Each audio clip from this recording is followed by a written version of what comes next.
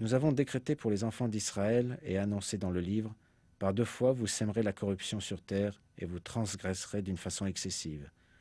Lorsque vint l'accomplissement de la première de ces 2 prédictions, nous envoyâmes contre vous certains de nos serviteurs doués d'une force terrible, qui pénétrèrent à l'intérieur des demeures. Et la prédiction fut accomplie. Ensuite nous vous donnâmes la revanche sur eux, et nous vous renforçâmes en biens et en enfants, et nous vous fîmes un peuple plus nombreux.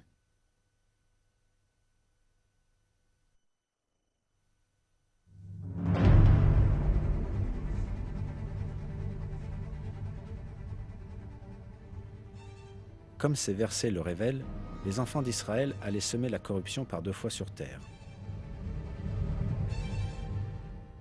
Après la première fois, quand ils assassinèrent le prophète Jean et complotèrent pour tuer le prophète Jésus, ils furent exilés de Jérusalem par les Romains en 70 et errèrent dans le monde entier.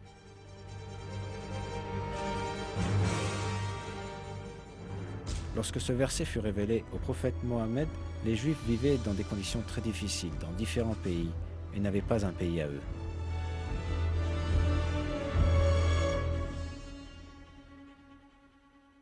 Mais Dieu dit aux enfants d'Israël qu'un jour ils recouvreraient leur force. Cependant, à cette époque-là, il y avait très peu d'éventualités pour que cela ait lieu.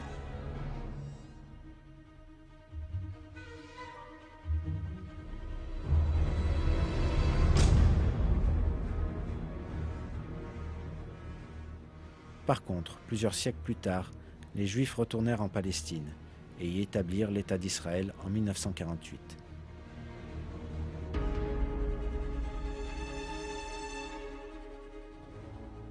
Subséquemment, les attitudes des groupes racistes vivant en Israël ont conduit le Moyen-Orient vers des troubles. L'état actuel des choses est un signe de la seconde corruption dont seront responsables les enfants d'Israël.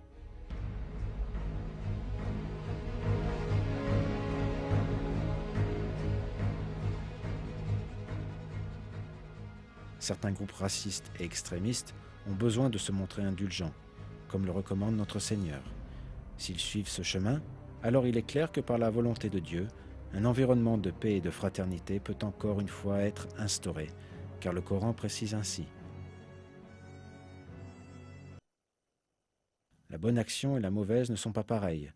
Repousse le mal par ce qui est meilleur, et voilà que celui avec qui tu avais une animosité devient tel un ami chaleureux. Dans les versets de la sourate Al-Isra, nous remarquons que personne n'aurait pu croire que de telles choses allaient avoir lieu. Mais Dieu voulait leur accomplissement, et ainsi fournir aux croyants encore plus de preuves sur le fait que le Coran est un livre miraculeux, révélé par lui, pour leur bienfait.